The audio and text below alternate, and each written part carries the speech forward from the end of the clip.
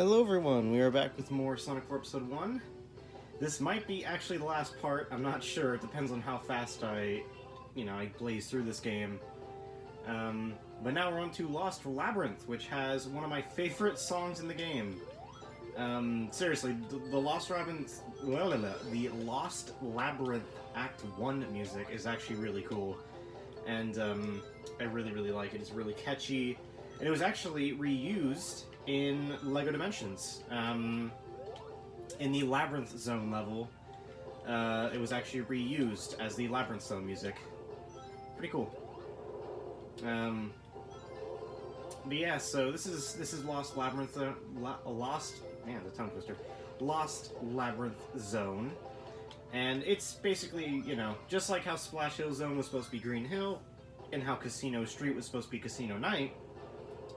Lost Labyrinth is supposed to be Labyrinth Zone, which means, while it may not appear that much in this first act, definitely in Act, 3, there will be an Eggman boss fight, or not boss fight, there will be a water-based area. Yeah. Yeah, it's kind of weird because this game takes, the levels that it takes 2 from Sonic 2 and 2 from Sonic 1. Technically 3 from Sonic 2, if you want to count Eggman's base. But the Egg Carrier's kind of been in the series for many times, so I wouldn't really count that as being taken from Sonic 2. It's just kind of a staple that's been in the series for a while. But yeah, so it kind of takes a little bit of each, and then Sonic 4 Episode 2... See, it's kind of interesting because Sonic 4 Episode 1, I think the game is just more fun, but in terms of level variety, the game is actually more creative than Sonic 4 Episode 1. Because Episode 2 actually creates some of its own areas, like a oil refinery set on in the desert, which I think is just literally called Oil Desert. Which, that's like a new setting. But there's also stuff like Sylvania Castle, also Winter Park, that's completely new. So it's more creative, but I think this game just has some more fun levels. Episode 2 really relies on the buddy gimmicks, where you could, because Tails is in the game, and you can roll up in a ball with Tails. You can make, you can fly with Tails, and most of the level design heavily relies on the buddy gimmicks. I don't really like that much. They kind of slow down the game. I'd much rather just basic platforming with Sonic 4 Episode 1. Yeah, depending on how fast I go through this could be the end of Sonic 4 Episode 1. Like I said, this game's really short. Please reconnect controller. I love that part. That's my favorite part of Sonic 4, I gotta say. My favorite part is when they say, please reconnect controller. Yeah, my controller's been having some issues. And it might be on its last legs. I might have to buy a new one soon, which sucks. Or, not a new one, I'll have to buy a used one, which will be... This time it'll be wired, because I've had problems with all my wireless controllers in the past. I'll just get a wired one. It'll most likely be cheaper, so... I think the only wireless controllers I had, no problems with was, the Wii Remote. The Wii Remote's perfectly fine. And my Wavebird, my old Wavebird. Come on. Ugh. Great, now it doesn't want to turn on at all. Okay, so it only wants to turn on when I am pressing my finger on the back of it, so this is going to make my playthrough so much more difficult. Thanks, Xbox 360, with your faulty controllers. Thanks, guys! I love you! Man, Microsoft is such a cool company, aren't they? Yeesh. Oh, also my PlayStation controllers, my PS4 and PS3. They're perfectly fine, I've never had any issues with those.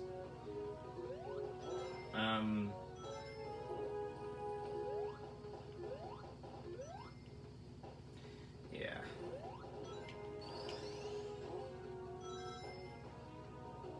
It's just annoying, kind of annoying. Because, yeah, so, most likely this won't be the final part.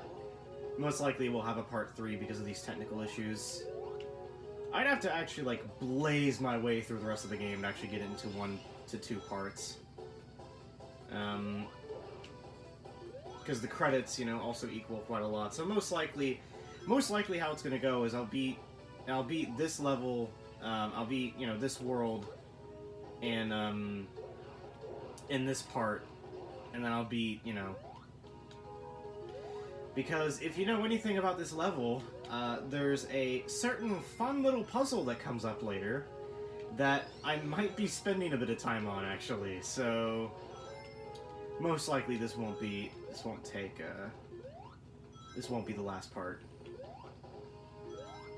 I haven't even talked about the gimmick of this level. This level is in complete darkness, and the only thing you have, you know, lighting the way is Sonic's, torch. And you gotta, you know, blow up these bombs and stuff like that, and... excuse me. And yeah. Overall, I don't really like this level. If I'm replaying levels in the game, this is definitely not one I'm replaying. I normally replay Lost Labyrinth Act 2, some of the Splash Hill stuff, and Road of Cards in... So here's the puzzle. So basically, yeah, let's see how it goes. So, I think it's like this... and this are the only ones you're actually supposed to... No, okay. It's... so you... you do that one first, then that one, then... No, that's not how it works. Okay. So is it this, and then this, and then this? Yeah, that's it. There you go. No! Yeah, this sucks. This. Okay, so what does this one do? That one does that. No. Okay. So it's this. Then no. No, that's not how it works either. Okay. It's this and this. No. Okay, it's this one, then this one. Come on, stupid fire, come on. There you go. It's this one, wait a bit, then this one. There we go. Yeah, I hate that puzzle. I hate that puzzle so much.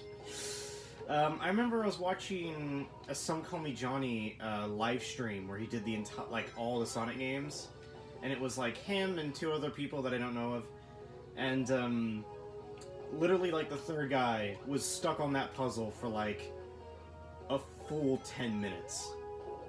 I think he I think he was stuck on it for like 20 minutes. He eventually just gave up. I think he outran the timer like twice and eventually just gave up. And I don't blame him. I mean, well, okay. Honestly, I think if you outrun the timer twice, you're just not thinking.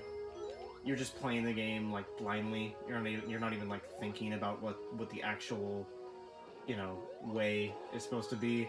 But I think if you do spend like, you know, up to 10 minutes on it, that I don't blame you, because that was a really annoying puzzle. And again, a puzzle in a Sonic game. I mean, it's just not meant for it, you know? It's a weird addition. A weird, not needed addition. Anyway, so... But like I said, this is one of many levels in the game. This is the only one that I, like, truly just don't play. Well, okay, this and the next level coming up are levels that I never play again. Just because this level is annoying because of the puzzle and the darkness. The next level is annoying because of how long it is and how difficult it is. Anyway, that is it for this level. Hey, there you go. I put my finger off the battery pack and it's still working. Hooray.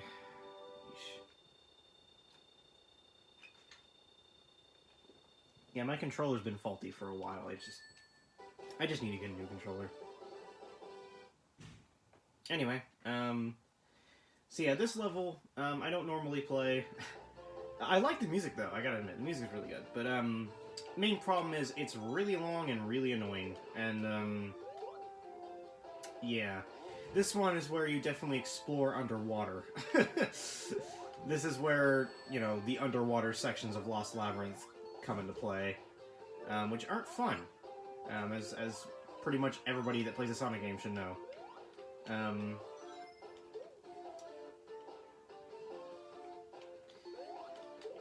So, yeah. But like I said, good music though. Really, really good music. This stage actually has a really, really catchy song. So yeah. Anyway, yeah. This level you go into water quite a lot, and there's a couple of another annoying, like this. So you're supposed to, like, you know, move to the right, and the block on the right moves. There's another one later on where they put a spike at the edge of it, which means you can't move too far to the right or Sonic gets hurt, and then the block, like, goes back to its original position. It's such an annoying thing, and it's really, really annoying. And then what'll happen is you also have fear of drowning as well, because spend too long in there and you'll drown. It's just such an annoying segment, and I really don't... I don't think it should have been in there at all. Anyway, here a giant block is chasing us, like in Hydra City. And this isn't the first time things will be chasing you. There's another level in the next world where things will actually, you know, constantly chase you throughout the entire level. But yeah.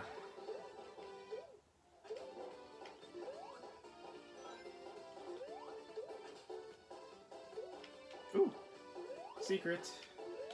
Secret area. But yeah, Ooh, I'm glad the invincibility was still there for that. Actually, it is weird how sometimes you can get hit and sometimes you can't get hit. And when you have, like, when you hit those enemies, it's kind of weird.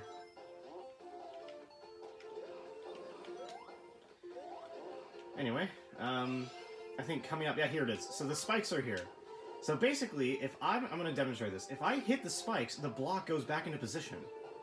So what I have to do is this weird thing where I go right a little bit, then I go left to let Sonic lean over, then I go right a little bit, and it's just really annoying and really dumb, and there's also fear of dying, and it just goes on forever, and it's just, it's such... See, look, now the timer's already started. I might die here. No, okay, I didn't. It's just so annoying and stupid, and it really shouldn't have been in the game at all, in my opinion. Anyway, flipping that switch made it to where the waterfall doesn't constantly go. Oh, and flipping that switch, there we go. Now the waterfall doesn't constantly go, and now the stage is over, finally. I'm gonna go ahead and finish up the boss, and then that'll be it for this episode. This episode definitely... This world, as a whole, takes a lot longer than Worlds 1 and 2. But, that is being said, that in the next episode, that will be it. We'll finish Mad Gear Zone and the final boss, and that's it. That is it for the entire game. Very short game. Like I said, I did a live stream of this and finished it in 45 minutes. It's a very short game. But that being said, you know, 45 divided by 3, 15. So here's Eggman's boss. It's just the same as the Labyrinth boss in Sonic 1, where he's gonna fly up, you gotta hit him a couple times, and then that's it. Again, really annoying. I hated it in Sonic 1, and I don't really like it that much here. It's a little bit better here, since, you know, they actually give you some breaks. And, you know, you got the homing attack, which helps in certain areas, but otherwise, it's a pretty annoying segment. And another thing that's really annoying about it is that if you die up here, you have to redo that segment again. You can't, you know, you don't have the luxury of just starting out here. You have to redo the entire segment again. Just an annoying segment overall, and something that I don't like.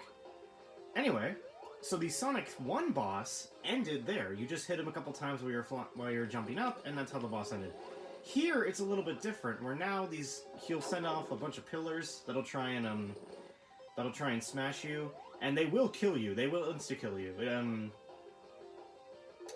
So you gotta watch out for them. Basically, just kind of see where the edge looks. So like right here, I have a spot open right here, and you can kind of tell when, you know, where you're supposed to be standing. And luckily, like I said earlier with the homing attack, the homing attack here helps it tremendously because, and I'm dead. The homing attack helps a lot in this stage. It gets you to do some pretty good hits, but again, I still died. It's a really annoying boss, and I've never enjoyed this boss, not once. Especially of how you have to climb up here again. It's just such an annoying boss, and yeah, it's probably the worst boss in the entire game, most likely, even worse than the final. I actually really like the final boss. It's just really annoying and lasts forever, and you have to redo this stupid section over again when you die. It's just not fun. Now, if they gave us the Hydro City boss, that would have been cool. But no, they gave us the awful Sonic 1 boss that even when people played Sonic 1 did not enjoy. So, yeah.